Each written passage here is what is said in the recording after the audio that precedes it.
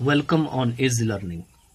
Today I am going to start the new chapter from Class 12th Rainbow Part 2. It is The Earth, written by H.E Bates. As earlier, I always read the chapter in the first part of the videos or the lessons, and then I cover the rest part with the help of the explanation and other processes.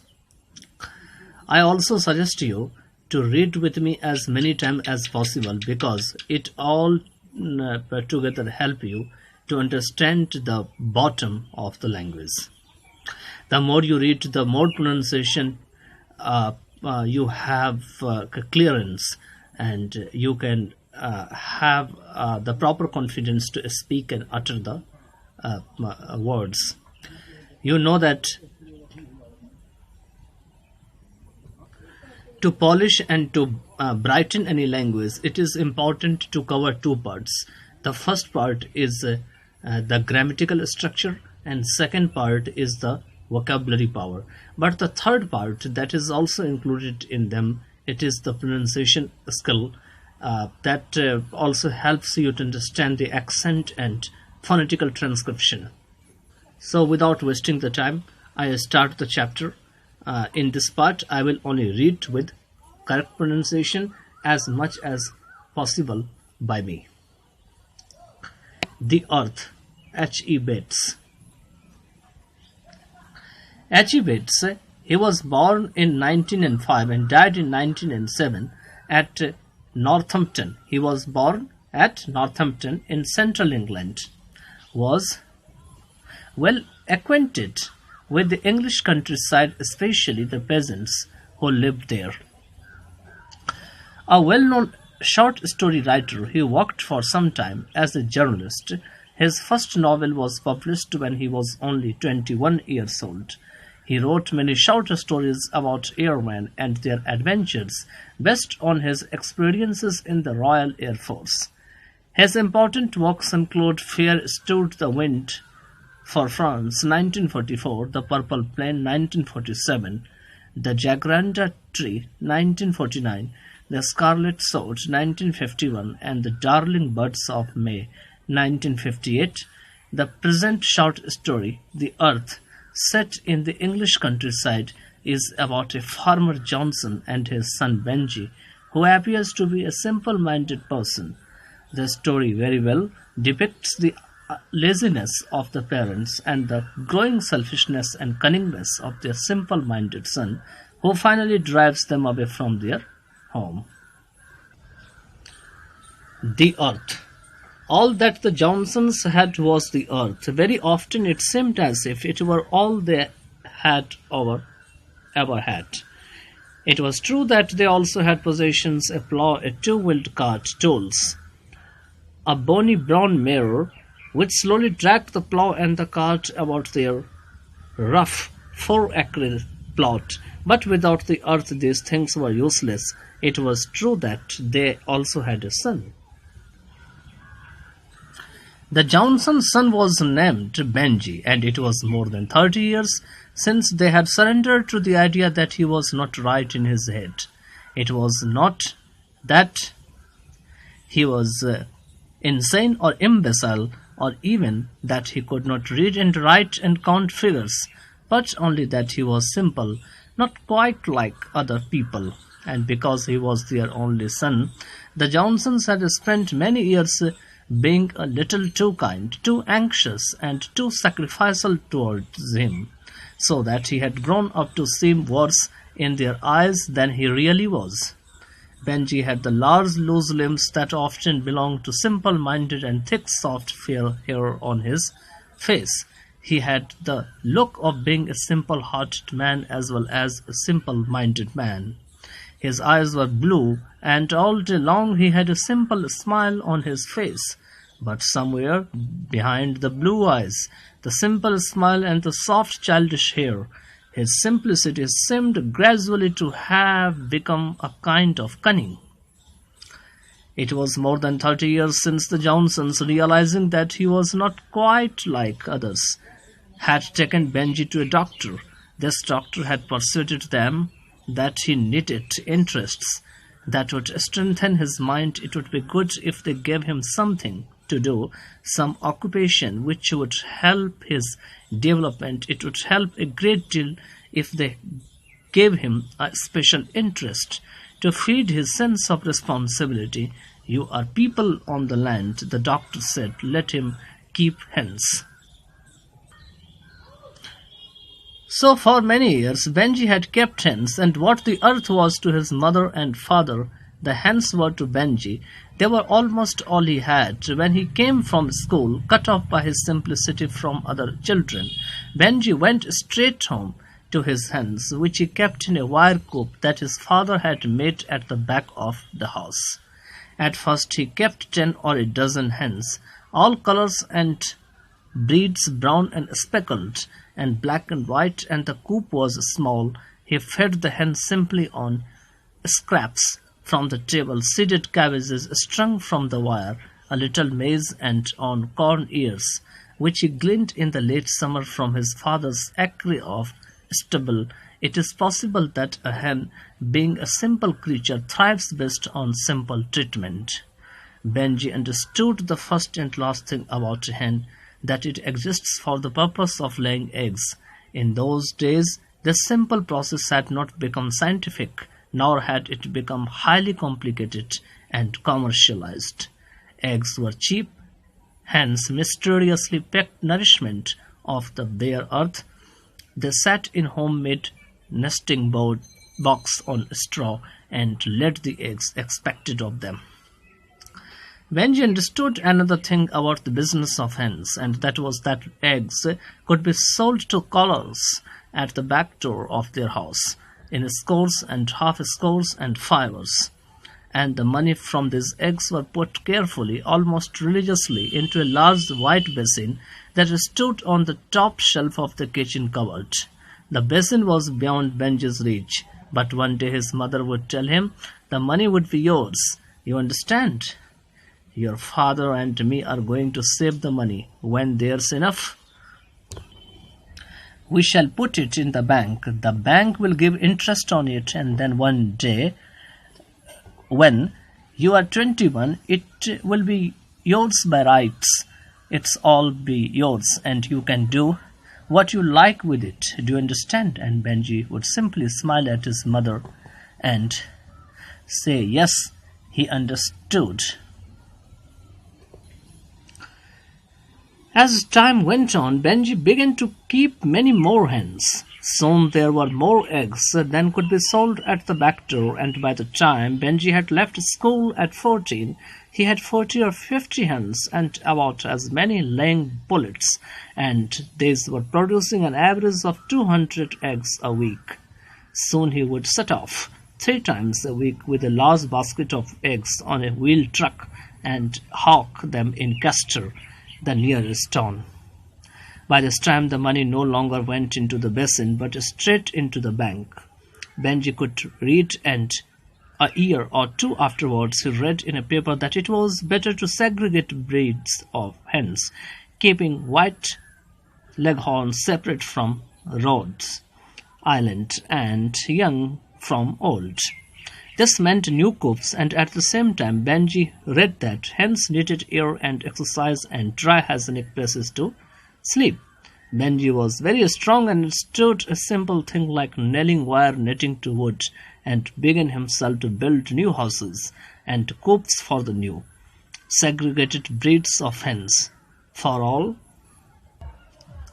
this he needed a space, and so his father and mother gave him a strip of land running from the back of the house halfway across the field. In this way they gave him something more precious than they had ever given before. For the first time, without fully realizing it, they gave him a piece of the earth. All this time they themselves had struggled hard and almost wildly with the earth. At the back of their minds lay a precious belief that Benji would one day grow out of his simplicity. In the same way, they cherished a silent belief that the earth would one day outgrow its poverty. The earth had yielded stubbornly for them, and the reason, like Benji, was simple. The reason was not in the earth but in themselves. For most of their lives they had put rather more value on faith than sweat. For many years Benji's father had been a local preacher, a man with quite a gift of talking.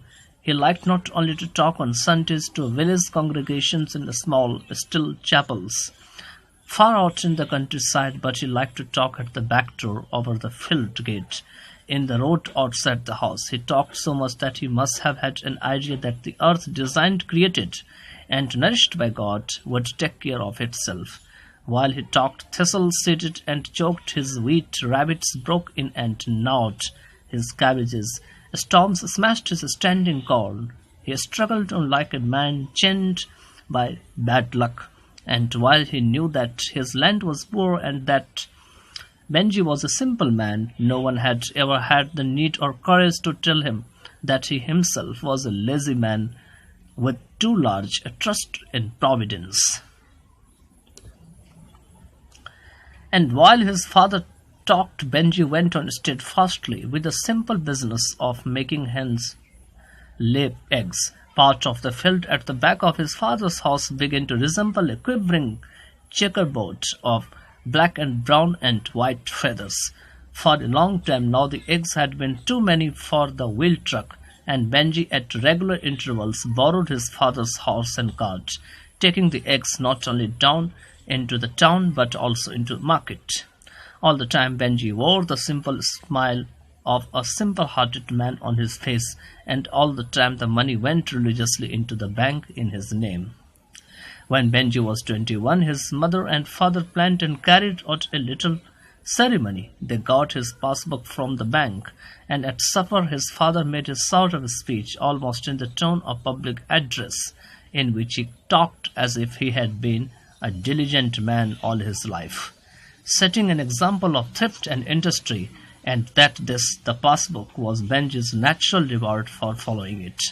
He talked as if he were talking to a child who still does not know one from two, and at last he gave Benji the passbook. "This is your money, Benji," he said. "Now you are 21. This is your money. Do you understand?" "Yes," Benji said, and he took the passbook. He opened it and looked at it and saw in it an amount of more than 230 pounds. Then he shut up the passbook and put it into his pocket. Benji's mother and father did not speak. A strange tremor of a peculiar emotion went through them both, a mixture of disappointment, fear, pride, and pain. The amount in Benji's passbook was more than they themselves had ever amassed from the earth in their lives. They did not hope and did not mean that Benji should give it back to them. But there was something about the silent, simple finality of his putting the passbook into his pocket that struck them like a blow in the face. They had expected something else, a word of thanks, perhaps a concession, a willingness that they should share the money they had helped to save. It hurt them momentarily that Benji should appear so completely indifferent to them and to all they felt. Then they remembered why it was. It was because Benji was still simple. There were shades of feelings and conduct that were beyond his understanding. They were touched with pity for him and understood. "What are you going to do with the money?" they said. "I am going to buy a piece of land," Benji said. "Lands?" they said. "What land? Where?" "Mr. Whitmore wants to sell the 4 acres next to us," Benji said. "But Benji," they said, "how did you know? How did you find out?" Benji had a very simple answer. "I asked Mr. Whitmore," he said. "Well," they said, "that is a very good idea, a wonderful good idea. You couldn't do anything better." As time went on and Benji acquired the land, his father and mother not only felt that it was a good idea, but they felt very proud of him. They had that kind of pride in him that parents have in a child that says its first word or takes its first step. Benji, a simple-minded man, had taken his first step in normal adult things. It was wonderful, too, that he had taken the step without help, without force or prompting. All his life they had treated him as a child that will not grow up, and now suddenly he had grown up. Though they could scarcely realize that Benji was a man of property. For the next 4 or 5 years, Benji went on creating more horses for more hens, and then selling more eggs and making more money. He was still a simple man. He could not have made a pair of boots. He knew nothing about the stock markets, but he knew everything about hen. His hens were still to him when the earth was to his parents, all he had and all he understood. There was only one difference between Benji's hens and his parents' land. The hens belonged to Benji. The land had never belonged to his parents, who had rented it now for 40 years on an early tenancy from a man named Sanders. They had often spoken of buying the land, but somehow the scheme never came to anything. It was easier for Benji's father to stand on the door and talk, or to talk in the pulpit and trust in God, than to make a business proposition. And now at 65 they were too old to think of buying land, even if there had been any money for buying land. And suddenly the land was for sale, their land, their earth, which was all they had. The town was spreading, the man named Sanders said, and everywhere people wanted land for building. Either he must sell the land for building, or he must sell the land to them. They felt lost and distracted. They had lived a vague, trusting life without system, with a simple-minded son to rear, with an infinite faith in God, but with little or no faith in fertilizers. As a result, they had nothing. Even the earth, which they had regarded as inviolate, was not theirs and was about to be taken away from them. Deeply and painfully upset, they went to the man named Sanders and told him how it was. "I don't see no way of getting the money," Benji's father said, "so we must get out at Michaelmas, that's all." "Don't you worry," Sanders said. "Don't surprise me. You can't see your way to do it. But I can tell you this. If you can't buy it, somebody not far away will." "Who will buy it?" they said. "Benji," he said. They went home feeling that this was the supremely important moment of their lives. It seemed like the moment of revolt. If their faith had been shaken, it was now completely whole again. They saw that there could be joy and satisfaction and ultimate good even in the raising of a simple-minded son. "We never knew Benji. We never even suspected," they said. "What made you do it? What are you going to do?" "I am going to put up more incubator horses," Benji said. Again, as when they had given Benji the passbook, they did not speak.